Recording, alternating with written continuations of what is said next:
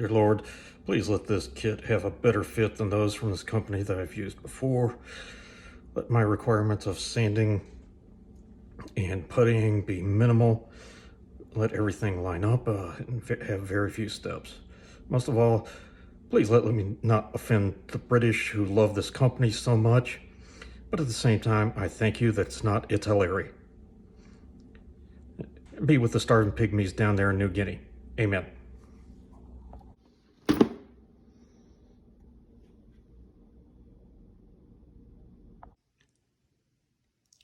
There are plenty of YouTube channels with great modelers who have great production skills.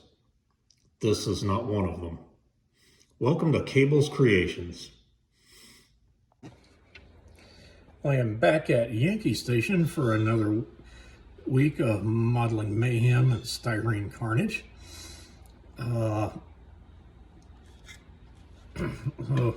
About ready to get this B25 into,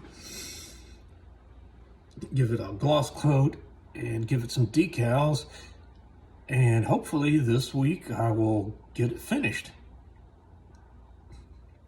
And already have an idea of what I'm going to do next. Now I started finding some other areas, like there and there and there. And also started kind of seeing some gaps. Quite a few places where the clear parts were joining to the other. And I kind of figured out what that seems to be was the, like a little bit of excess glue running out that didn't really show up that well even in primer. So I sanded those back and gonna do a few more touch-ups. Also probably need to clean up those sanding marks. I've done 1,000 and 1,500, so might just get those out a little bit more. But first I'm going to use some acrylic, like either Vallejo or Perfect Plastic putty, to fill in those gaps just a little bit better. Got things sanded and puttied. I think it's pretty smooth, and since I was having to put in some green anyway, went ahead and put the radio aerials on. And actually I'm not sure how smooth that stuff really is. I think I'm going to need to do some more sanding. And I hope I don't knock those aerials off now that I'm going to do the extra sanding. Alright, I think we got the area around the various glass parts sorted.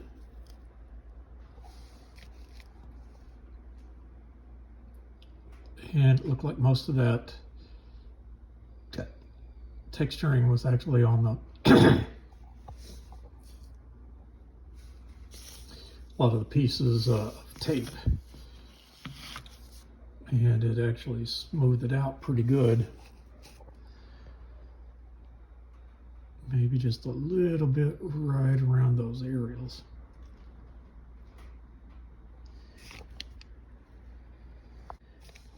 Well, now we'll flip her over and finish up the parts on the bottom before the gloss coat, matte coat, and hope I don't knock them off. Well, I've got everything on but the propellers. And actually got a gloss coat down for putting on the decals. I'll have to see how this works out, because as I said before, I'm a Tamiya fanboy, but I keep hearing one of the modelers that I really like watching and listening to, especially because he'll actually do experiments on things. And he just loves this aqua gloss, and he's referred to it as pretty much bomb proof. So we'll see how this works out. It's the first time I've used this. Well, the gloss coat went on last night, and it's had all night to dry. So today, I finally get some decals down. Also noticed that in spite of the weights I put in, I guess I didn't put in enough, so it was trying to be a tail sitter. Couldn't really figure out a good way to get any extra weight in the front. So, a trick I've done a few times. I just drill a hole and put some clear sprue. Takes away from things a little bit, but oh well. Well, decals applied, also got the propellers on. And there's the big one, Ruptured Duck. I've hit this with some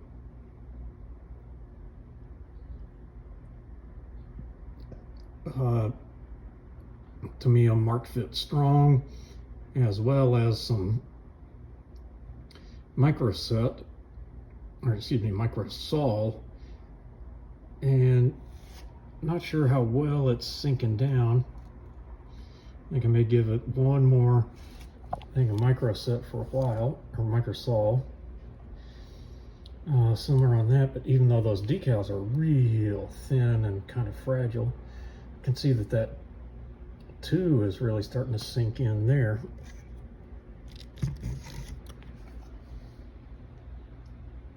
As is that one really seems to. So maybe it's sinking in, it's just not really looking like it. Also, got decals on the propellers and got them added on. Actually had to drill out the holes on those props to actually get them to go in. And there's the pitot tube. Paint's still drying on it, so waiting on that.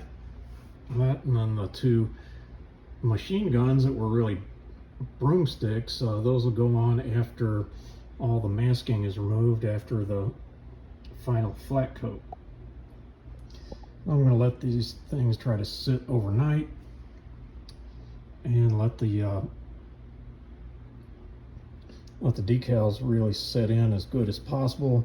And then I'll give this semi-gloss coat, do a little bit of weathering, and kind of go from there. Actually, before I gloss coat it, I think I'll hit it with some panel liner while it's still on the gloss coat. I'm thinking, as far as panel line goes, black on anything that would be actually moving, and probably some brown in the actual panel lines.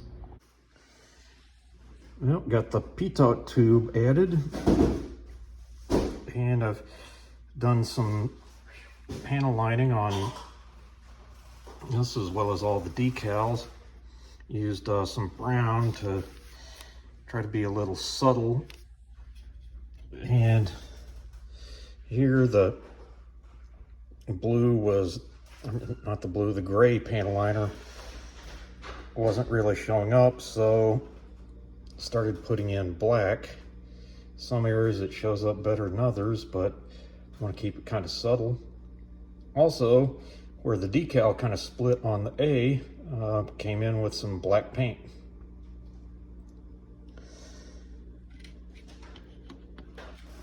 So next step is going to be, once I let all of that panel liner dry, give it a semi-gloss coat, and then do some oil and ink work. Well, got oils on, gonna see how that looks out. Used like a very light gray to simulate dried up sea spray on her. And I'm pretty glad with how it came out. It's like sometimes you don't want titling effects when you're doing oils, but in this case, that's kind of what I wanted.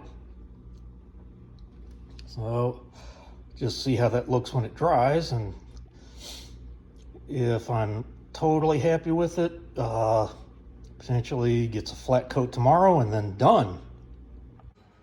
Well, as I look again today after everything's dried out,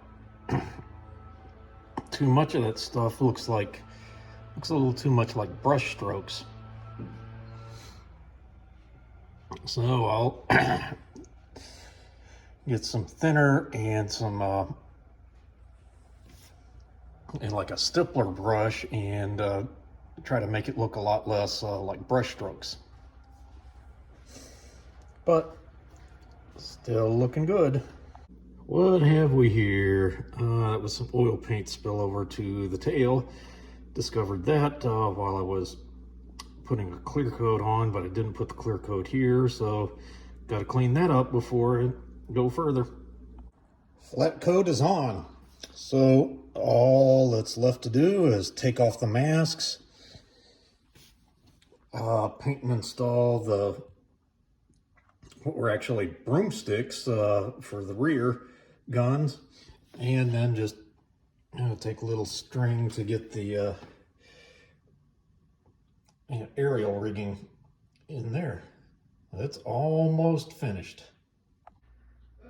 So, discovery of a new screw up. Somehow I left those things masked on the inside. And over here as well. I think what I'm going to have to do is carefully cut those areas out and just replace them with like some Mod Podge or canopy glue. Yeah, just what you come to expect from this channel. Well, here's my pretty much finished Ruptured Duck. Fairly happy with the way those Eduard masks worked out. That one prop looks like it needs a little adjustment. Yeah.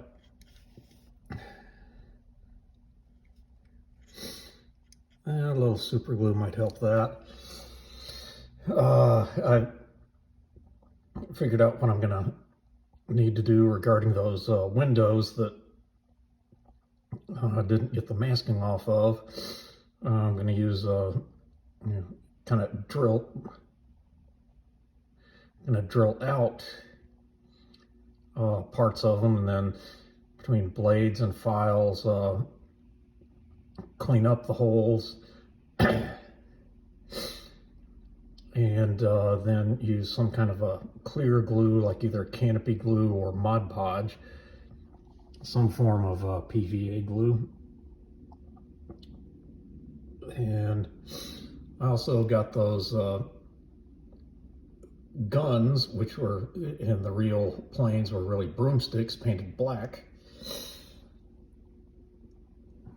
And like I said, did some oil work to kind of make it look like the sea spray that would have been hitting them on the voyage from the west coast to out in the Pacific for the launch point. Also, this wheel kind of came loose a little bit and keeps wanting to slide to the side.